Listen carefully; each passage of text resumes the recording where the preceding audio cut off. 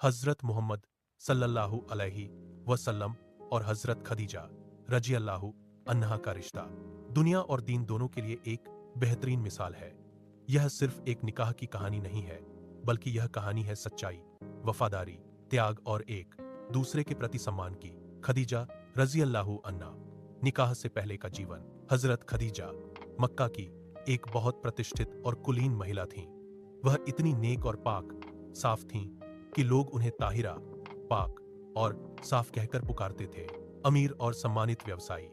हजरत खदीजा न केवल मक्का की सबसे अमीर महिला थीं, बल्कि एक बहुत बड़ी और सफल व्यवसायी ताजिर भी थीं। उनका कपड़ों, अनाज और अन्य चीजों का बहुत बड़ा कारोबार था।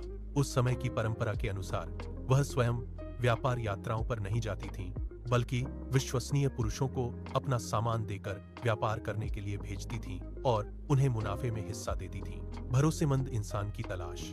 मक्का का जब व्यापारिक काफिला निकलता तो जितना सामान पूरे मक्का वालों का होता था, उतना अकेले हजरत खदीजा का होता था। उन्हें अपने इस विशाल व्यापार को संभालने के लिए एक ऐसे इंसान की तलाश थी जो न केवल व्यापार की समझ रखता हो, बल्कि पूरी तरह ईमानदार और भरोसेमंद हो। मुलाकात और व्यापार का प्रस्ताव। तजारत। उस समय मक्का में हजरत मोहम्मद सल्लल्लाहु अलैहि वसल्लम की सच्चाई और ईमानदारी, सादिक और अमीन के चर्चे चारों तरफ थे। प्रस्ताव। हजरत खदीजा ने जब मोहम्मद सल्लल्लाहु अलैहि वसल्लम के ऊंचे अखलाक और ईमानदारी के बारे में सुना तो उन्होंने स्वयं आपके पास पैगाम भेजा। उन्होंने कहा, अगर आप मेरा सामान लेकर शाम, सीरिया के बाज़ार जाएं, तो मैं आपको दूसरों के मुकाबले दोगुना मुनाफा दूंगी और आपके साथ अपना एक खास गुलाम भी भेजूंगी। सफर की शुरुआत। मोहम्मद सल्लल्लाहु अलैहि वसल्लम ने अपने चचा अबू तालिब से मशवरा किया और वे इस प्रस्ताव पर राजी हो गए। यह उनका हजरत खदीजा के लिए पहला व्यापारिक सफर था। हजरत खदीजा ने अपने सबसे भरोसेमंद गुलाम मैसरह को भी आपके साथ भेजा ताकि वह आपकी देखभाल करे और व्यापार को देखे। सीरिया का ऐतिहासिक सफर और मैसरह की गवाही। जब आप शाम के सफर पर निकले तो रास्ते में कई ऐसी बातें हुई जिन्हें देखकर मैसरह दंग रह गया। पादरी की गवाही। एक जगह जब आप आराम करने के लिए पेड़ के नीचे बैठे तो एक ईसाई पादरी ने मैसरह से कहा कि इस पेड़ के नीचे नबी के अलावा कोई और नहीं बैठता। उसने आपके चेहरे पर एक खास नूर देखा था, ईमानदारी। बाजार में आपने कभी झूठ बोलकर सामान नहीं बेचा। अगर किसी कपड़े में कोई कमी होती तो आप उसे पहले ही ग्राहक को बता देते। आपकी इस ईमानदारी और नेक व्यवहार की वजह से उस साल इतना मुनाफा हुआ जो पहले कभी नहीं हुआ था। निकाह की पेशकश किसने और कैसे कराई। सफर से लौटने के बाद मैसरह ने हजरत खदीजा को मोहम्मद सल्लल्लाहु अलैहि वसल्लम के ऊंचे अखलाक, ईमानदारी और सफर के दौरान हुए चमत्कारों की पूरी कहानी सुनाई। हजरत खदीजा आपके व्यक्तित्व से इतनी प्रभावित हुई कि उन्होंने निकाह का मन बना लिया। किसने पहल की। हजरत खदीजा की एक करीबी सहेली थीं जिनका नाम नफीसा बिन्त मुनिया था। उन्होंने ही हजरत खदीजा का पैगाम मोहम्मद सल्लल्लाहु अलैहि वसल्लम तक पहुंचाया। उन्होंने जाकर पूछा, आप निकाह क्यों नहीं करते। मोहम्मद सल्लल्लाहु अलैहि वसल्लम ने सादगी से जवाब दिया, मेरे पास अभी कुछ नहीं है। तब नफीसा ने हजरत खदीजा का नाम लिया। निकाह का आयोजन।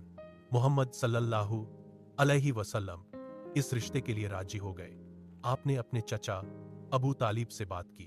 निकाह के वक्त मोहम्मद सल्लल्लाहु अलैहि वसल्लम की उम्र 25 साल और हजरत खदीजा की उम्र 40 साल थी। निकाह का खुतबा अबू तालिब ने पढ़ा और इसमें मक्का के सभी बड़े सरदार शामिल हुए। शादी के बाद का कारोबार और त्याग। निकाह के बाद हजरत खदीजा ने अपनी पूरी दौलत मोहम्मद सल्लल्लाहु अलैहि वसल्लम के कदमों में रख दी। उन्होंने कहा, अब से यह सब आपका है, आप जैसे चाहें इसे खर्च करें। इबादत का समय।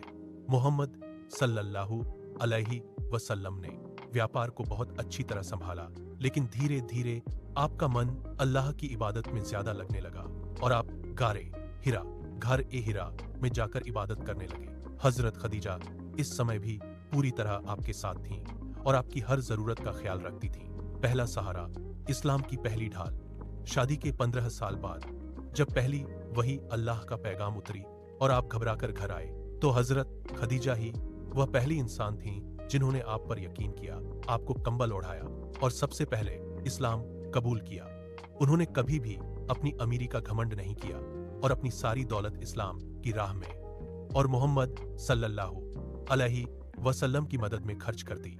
उनका रिश्ता और सम्मान, यह रिश्ता सिर्फ पति पत्नी का नहीं बल्कि गहरी दोस्ती, भरोसे और वफादारी की बेहतरीन मिसाल था। वफादारी।